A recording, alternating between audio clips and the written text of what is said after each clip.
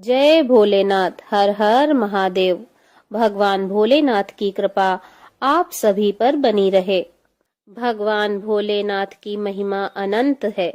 जो भक्त श्रद्धा से उनकी कथा सुनते हैं, उनके जीवन में सुख समृद्धि आती है।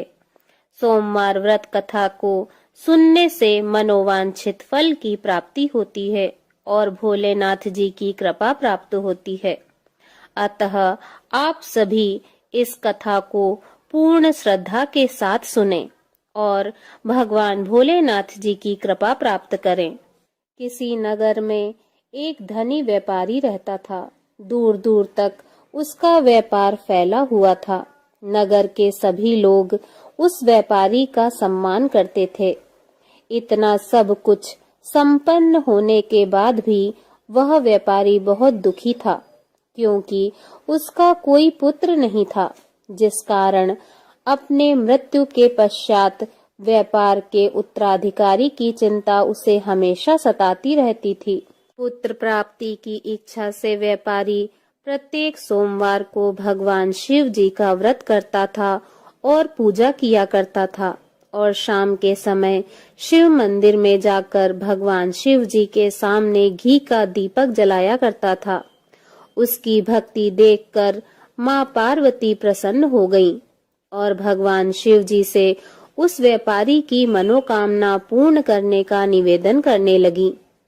भगवान शिव जी बोले, इस संसार में सबको उसके कर्म के अनुसार फल की प्राप्ति होती है। जो प्राणी जैसा कर्म करते हैं, उन्हें वैसा ही फल प्राप्त होता है।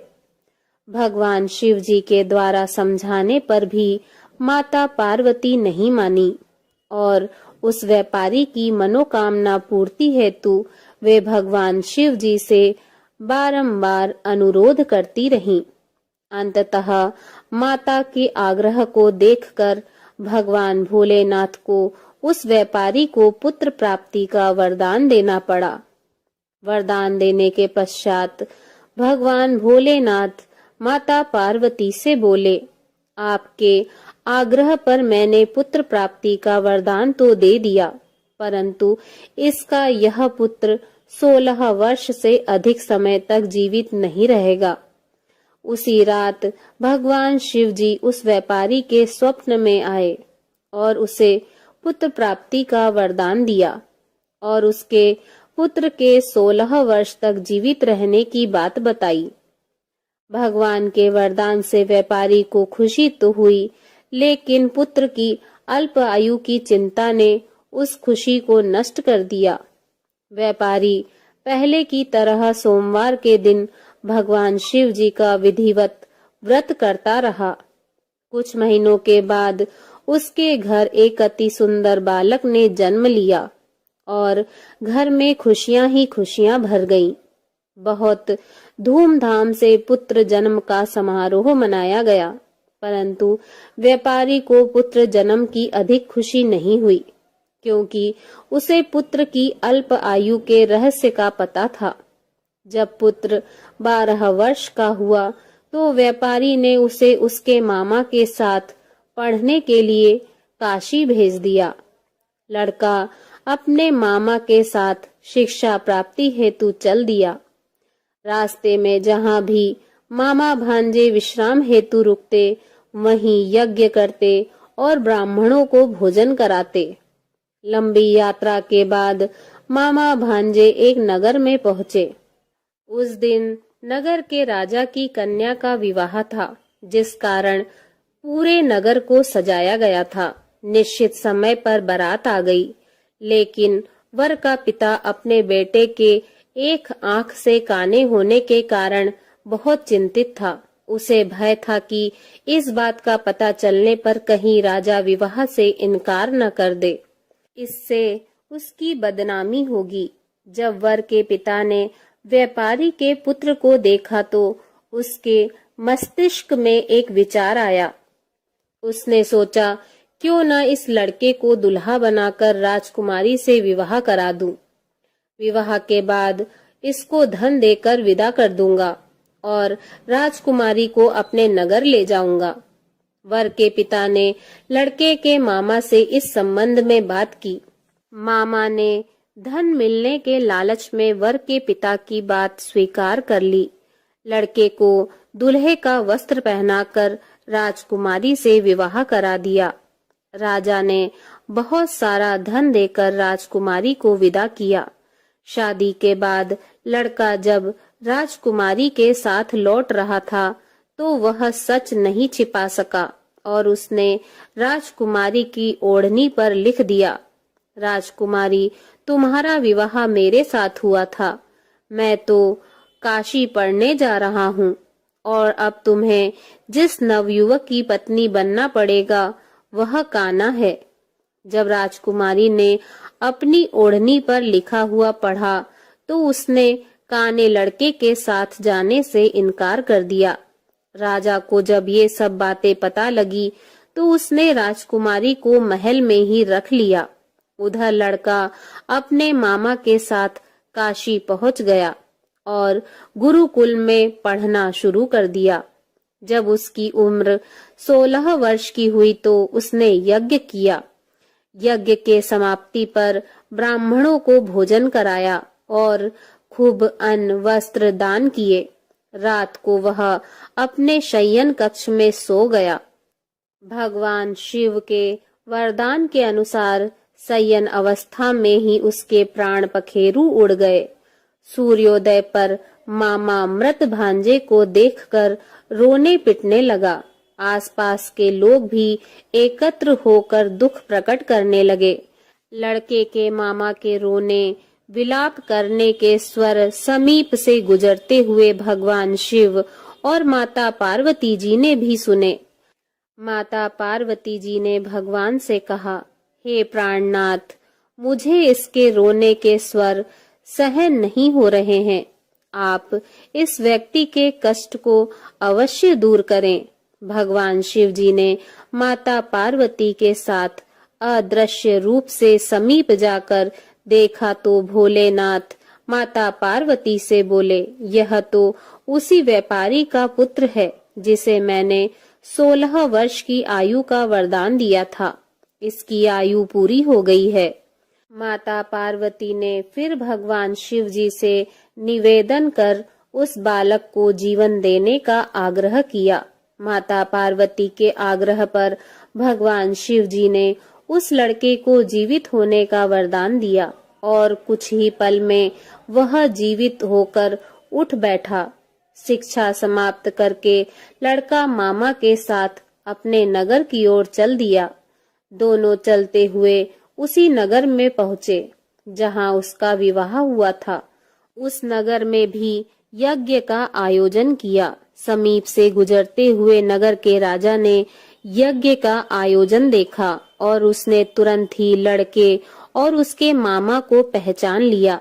यज्ञ के समाप्त होने पर राजा मामा और लड़के को महल में ले आया और कुछ दिन उन्हें महल में रखकर बहुत सा धन वस्त्र आदि देकर राजकुमारी के साथ विदा कर दिया। इधर भूखे प्यासे रहकर व्यापारी और उसकी पत्नी बेटे की प्रतीक्षा कर रहे थे। उन्होंने प्रतिज्ञा कर रखी थी कि यदि उन्हें अपने बेटे की मृत्यु का समाचार मिला तो दोनों अपने प्राण त्याग देंगे। परंतु जैसे ही उसने बेटे के जीवित वापस लौटने का समाचार सुना तो वह बहुत प्रसन्न हुआ। वह अपनी पत्नी और मित्रों के साथ नगर के द्वार पर पहुंचा। अपने बेटे के विवाह का समाचार सुनकर पुत्र वधू राजकुमारी को देखकर उसकी खुशी का ठिकाना न रहा। उसी रात भगवान शिव जी ने व्यापारी के स्वप्न में आकर कहा, हे श्रेष्ठी, मैंने तेरे सोमवार के व्रत करने और व्रत कथा सुनने से प्रसन्न होकर तेरे पुत्र को लंबी आयु प्रदान की है। पुत्र की लंबी आयु जानकर व्यापारी बहुत प्रसन्न हुआ। शिव भक्त होने तथा सोमवार व्रत करने से व्यापारी की सभी मनोकामनाएं पूर्ण हुई। इसी प्रकार जो भक्त सोमवार का विधिवत व्रत करते हैं और व्रत कथा सुनते हैं, उनकी सभी इच्छाएं पूरी होती हैं। प्रेम से बोलिए जय भोलेनाथ। ओम नमः पार्वती पते हर हर महादेव। ओम जय शिव ओमकारा, प्रभु हर शिव ओमकारा, ब्रह्मा विष्णु सदा शिव, ब्रह्मा विष्णु सदा शिव, अर्धांगी धारा। ओम जय शिव ओमकारा, एकानन चतुरानन पंचानन राजे, स्वामी पंचानन राजे, हंसासन गरुणासन, हंसासन गरुणासन, वृषवाहन साजे। ओम जय शिव ओमकारा, दो भुज चार चतुर्भुज, 10 भुज अति सोहे, स्वामी 10 भुज अति सोहे, त्रिगुण रूप निरखते, त्रिगुण रूप निरखते, त्रिभुवन जन मोहे। ओम जय शिव ओमकारा, अक्षमाला वनमाला, मुंडमाला धारी, स्वामी मुंडमाला धारी, चंदन मृग मद सोहे, चंदन मृग मद सोहे, भोले शशिधारी। ओम जय शिव ओमकारा, श्वेतांबर पीतांबर, बागांबर अंगे, स्वामी बाघांबर अंगे, सनकादिक गरुणादिक भूतादिक संगे।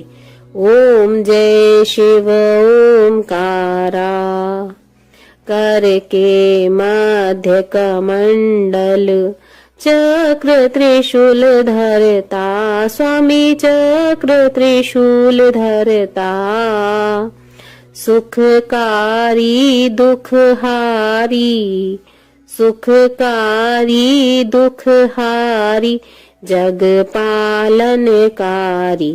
ओम जय शिव ओमकारा, ब्रह्मा विष्णु सदा शिव, जानते अविवेका, स्वामी जानते अविवेका, प्रणवाक्षर में शोभित, प्रणवाक्षर में शोभित, ये तीनों एका। ओम जय शिव ओमकारा, त्रिगुण स्वामी जी की आरती जो कोई नर गाए, स्वामी प्रेम सहित गाए, कहत शिवानंद स्वामी, कहत शिवानंद स्वामी, सुख संपत्ति पाए। ओम जय शिव ओमकारा, ओम जय शिव ओमकारा, स्वामी हरे शिव ओमकारा, ब्रह्मा विष्णु सदा शिव, ब्रह्मा विष्णु सदा शिव, अर्धांगी धारा।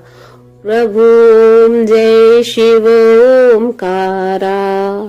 बोलिए भगवान भोलेनाथ की जय। ओम नमः पार्वती पते हर हर महादेव शिव शंभु।